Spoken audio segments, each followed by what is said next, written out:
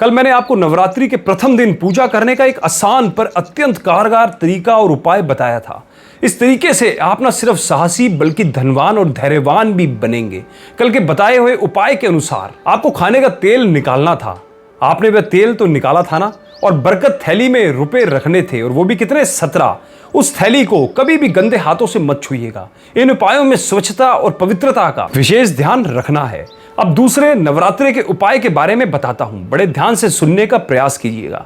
यह दिन देवी ब्रह्मचारिणी का है। वह अपने भक्तों को सिद्धि प्रदान करती है और उनकी उपासना मन को विचलित नहीं होने देती है, जीवन में एकाग्रता लाती है। इस दिन देवी ब्रह्मचारिणी के साथ आपको माता धनलक्ष्मी की उपासना करनी है। जी हाँ, आज के दिन आपको माता धनलक्ष्मी की भी उपासना करनी है। अगर माता धनलक्ष्मी की कृपा आपके जीवन में हो जाए तो आपकी आय में हमेशा बढ़ोतरी होगी। आपके सामने आय नए रास्ते स्वयं ही खुल जाएंगे। आप सदैव परिश्रम करने के लिए अग्रसर रहेंगे और आपकी आर्थिक स्थिति हमेशा अच्छी रहेगी। कोई भी आय संबंधित कार्य आपके किए ना तो कठिन होगा और ना ही अछूता। इस दिन माता ब्रह्मचारिणी और माता धनलक्ष्मी दोनों की ही कृपा आपका मन शांत और चित्त एकाग्र करने के साथ साथ आपको हमेशा सही और उचित तरीके से धन कमाने के लिए प्रोत्साहित करेगी। कल की ही तरह आज भी आपको कुछ अत्यंत आसान और लाभदायक उपायों का पालन करना है। यह उपाय आपकी जीवन शैली में आसानी से सम्मिलित हो सकते हैं। इनके लिए आपको अपनी दिनचर्या में कोई फेरबदल भी नहीं करना है। सूर्य उदय से पहले ब्रह्म मुहूर्त में उठना है।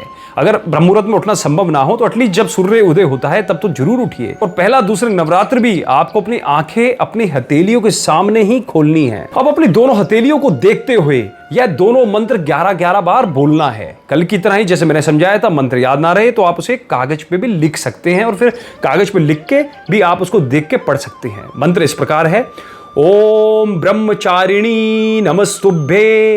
ये 11 बार बोलना है। इसके 11 बार बोलने के बाद दोबारा से 11 बार इस मंत्र का प्रयोग करना है, हथेली को देखते हुए।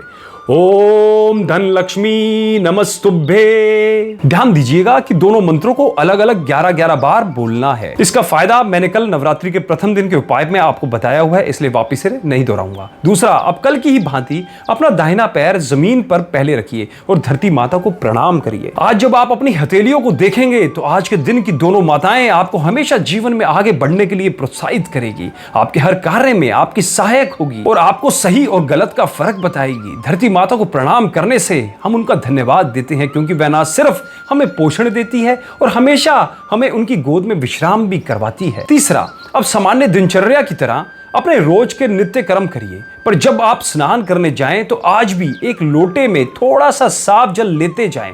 उस जल में आज आपको थोड़ा सा कच्चा दूध मिलाना है। जी हाँ, थोड़ा सा, बिल्कुल थोड़ा सा कच्चा दूध मिलाइएगा। फिर जब आपका स्नान पूरा हो जाए तो उस लोटे भरे कच्चे दूध के जल से अपने सिर पे डाल लीजिएगा। कोशिश करिए कि वह जल आपके सारे शरीर पर जाए। इस उपाय से आपका संपूर्ण शरीर निरोगी बनेगा, आपके भाग्य में आने वाली बाधाएं स्वतः ही दूर हो जाएंगी और आप अपनी पूरी क्षमता से कार्य कर पाएंगे। ध्यान रखिएगा, समर्पण का भाव, पॉजिटिव एटीट्यूड का भाव अपने प्रति रखिएगा। चौथा, आज वही पूजा करें जो आप हर साल करते आ रहे हैं नवरात्रियों के दिनों में। इस उपाय की यही खासियत है कि यह किसी भी तरह से आपकी नियमित दिनचर्या में कोई भी बाधा उत्पन्न नहीं करता। आप स्नान आदि से निवृत्त होकर जैसे पूजा हर नवरात्र में करते हैं वैसे ही करिए, पर आज के दिन एक कटोरी में अपने सामने गेहूं का आटा रख लीजिएगा। ध्यान रखिएगा, गेहूं नहीं रखना है, गेहूं का आटा रखना है। यह कटोरी पूजा स्थल में पूजा करते वक्त रखनी है और साथ में कल वाली बरकत की थैली निकाल कर रखनी है। ध्यान रहे कि उस थैली से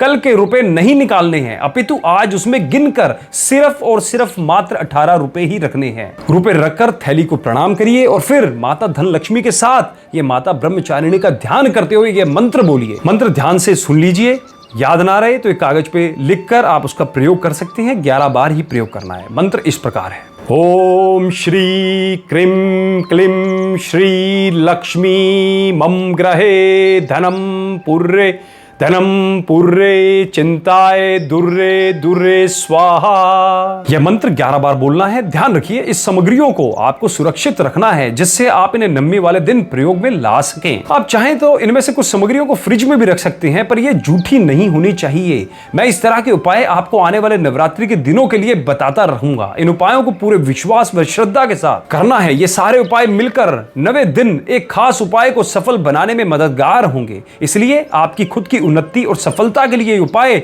बिना किसी रुकावट के पूरे 9 दिन करने की कोशिश करिए। फर्क आप खुद महसूस करने लगेंगे। जीवन आपका सकारात्मक से भर जाएगा और माता लक्ष्मी और माता दुर्गा की कृपा और साथ में माता सरस्वती की कृपा भी आप पर बरसने लगेगी। अतः आप सभी मित्रों को नवरात्रि की बहुत बहुत शुभकामनाएं।